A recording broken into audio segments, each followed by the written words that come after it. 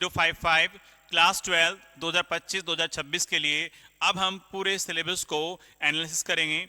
जैसा कि आप बोर्ड पे देख रहे होंगे कि पूरे सिलेबस को 4 यूनिट्स में यानी 4 यूनिट्स में डिवाइड किया गया है, जिसमें पहली यूनिट होने वाली है आपकी अकाउंटिंग फॉर पार्टनरशिप फर्म्स, जो कि आपकी 36 मार्क्स की रहेगी बेटा, और इसमें लगभग 5 से 6 चैप्टर्स होंगे।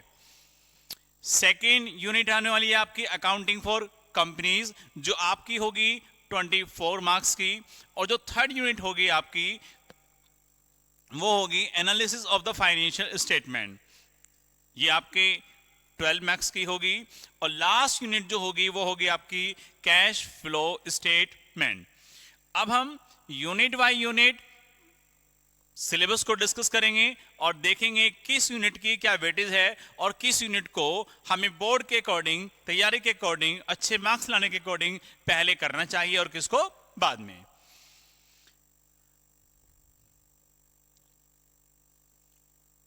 हम देख रहे हैं कि सबसे पहले जो फर्स्ट बुक है हमारी अकाउंटिंग फॉर पार्टनरशिप फर्म, इसमें जो फर्स्ट चैप्टर होने वाला है आपका वो होने वाला है fundamental of partnership. Fundamental of partnership लगभग आपकी बोर्ड एग्जाम में 8 से 10 मार्क्स की आने वाली है बच्चों। चैप्टर से इसमें गुडविल जो आपका 3 से 4 मार्क्स का आएगा, एंड गुडविल के बाद अब है आपका change in profit sharing ratio. Change in profit sharing ratio ये आपका लगभग 4 मार्क्स का रहेगा। और सबसे मोस्ट इंपोर्टेंट चैप्टर जो आपके पार्टनरशिप फर्म्स में रहेगा वो रहेगा आपका एडमिशन ऑफ पार्टनर, जो आपका की बोर्ड एग्जाम में 8 मार्क्स का आने वाला है। और नेक्स्ट चैप्टर जो होगा इसमें वो होगा आपका बेटा रिटायरमेंट एंड डेथ, ये भी आपका लगभग 8 मार्क्स का आने वाला है। यानी इस यूनिट में सबसे ज्यादा जो 2 मोस्ट इंपोर्टेंट चैप्टर हैं वो आपके एडमिशन ऑफ पार्टनर हैं और retirement and death of partner हैं। लास्ट चैप्टर होने वाला है इस यूनिट से dissolution of the partnership firm, ये आपका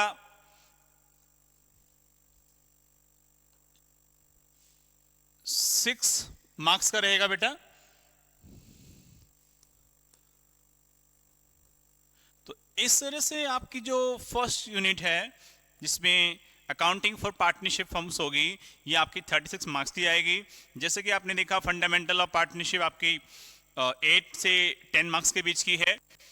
changing profit ratio 4 to 6 marks का है।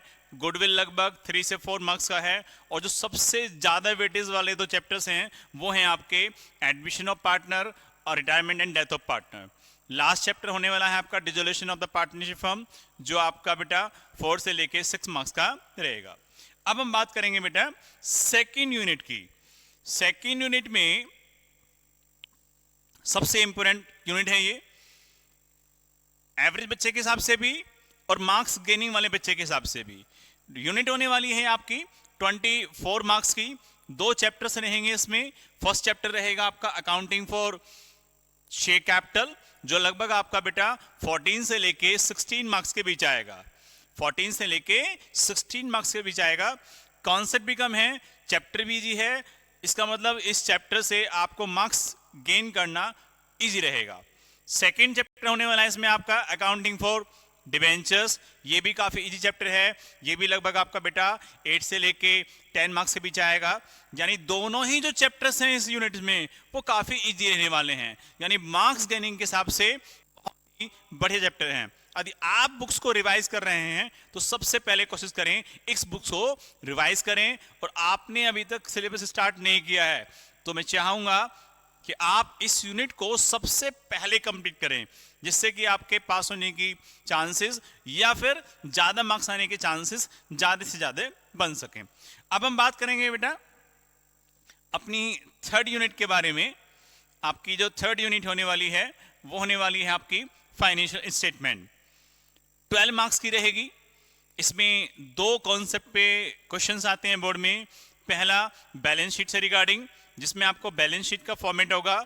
इसमें आपको आइटम दिए जाएंगे और पूछा जाएगा कि ये आइटम किस बैलेंस शीट के किस मेजर हेड और किस सब हेड में आता है।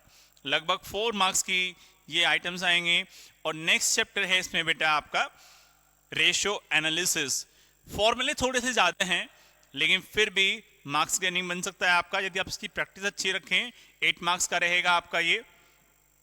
और लास्ट चैप्टर यानी 4 यूनिट जो रहेगी वो रहेगी कैश फ्लो। एग्जाम का जो सबसे लास्ट क्वेश्चन होने वाला है 6 मार्क्स का, वो कैश फ्लो का रहेगा। और 1 से 2 मार्क्स के बीच में इसके और अदर क्वेश्चंस आते हैं। तो इस तरह से ये बुक्स भी 20 मार्क्स की होती है। 36 मार्क्स की आपकी फर्स्ट बुक रही, 24 मार्क्स की आपकी बेटा रही सेकंड बुक यानी सेकंड यूनिट, और थर्ड यूनिट और फोर्थ यूनिट रही आपकी 20 मार्क्स की रही। अब जो 20 मार्क्स बचते हैं वो आपके बेटा फाइल और वाइवा के हैं। इसमें आपका एग्जाम और फाइल जो रहेगी वो 12 मार्क्स की रहेगी और 8 मार्क्स का होगा आपका वाइवा। तो इसके लिए आप बिल्कुल पूरे सिलेबस को बहुत ध्यान से कॉन्सेप्ट बाय कॉन्सेप्ट समझें। हो सकता है कि आप क्वेश्चन कम करें, लेकिन बुक्स का कोई भी कॉन्सेप्ट ऐसा ना रह जाए जो आपसे छूट जाए, तभी आप आउट ऑफ 100 मार्क्स ला सकते हैं। इसी के साथ इस वीडियो को समाप्त करते हैं। धन्यवाद।